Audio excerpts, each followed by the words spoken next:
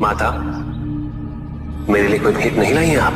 क्षमा करें महादेव, हम आपको क्या भोग अर्पित कर सकते हैं जब आपकी पत्नी स्वयं अन्नपूर्णा है। कुछ तो अवश्य लाई हैं आप।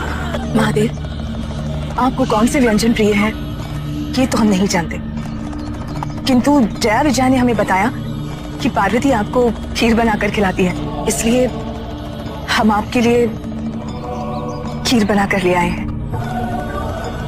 पार्वती द्वारा बनाई गई खीर के सामने ये तो कुछ भी नहीं है। पार्वती की खीर में प्रेम है माता, किंतु आपकी खीर में ममत्व है। कदाचित आप ये नहीं जानती कि आज से पूर्व मुझे कभी भी मां द्वारा बनाए किसी भी व्यंजन का भोग करने का अवसर ही प्राप्त नहीं हुआ। ये खीर तो मेरे लिए अमृत का सेवन करने समान है। इसके अवसर से मैं कैसे वंचित रहूं?